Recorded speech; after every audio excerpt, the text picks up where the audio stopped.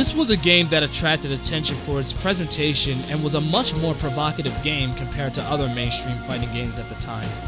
Capitalizing on the success of Virtua Fighter, Dead or Alive takes influence from Virtua Fighter but adds unique gameplay elements that stands on its own.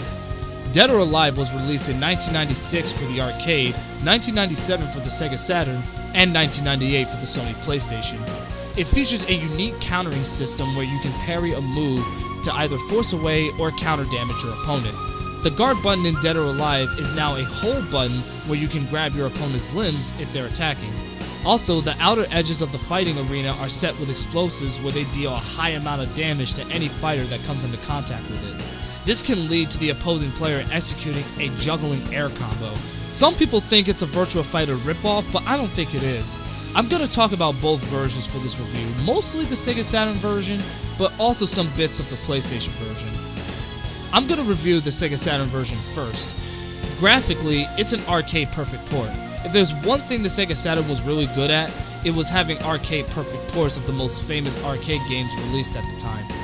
I would talk about the modes in this game, but I talked about these kinds of modes in different videos, so I would be repeating myself. Gameplay-wise, it's just as good as the arcade, if not better. The only thing that the Sega Saturn version doesn't have is Ayane and Bass.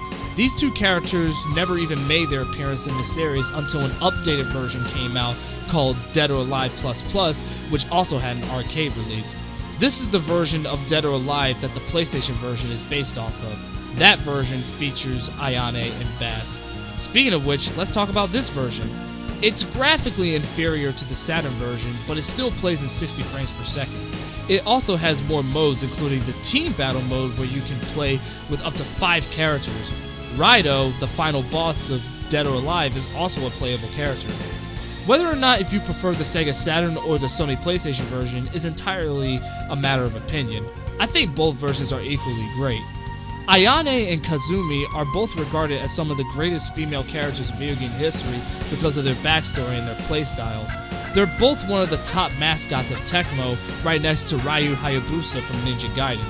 Also, not to mention, having a female character to be the main protagonist in a fighting game at the time was actually unheard of. Granted, it wasn't the first video game to feature a female as the main character, but for the fighting game genre, it kinda was.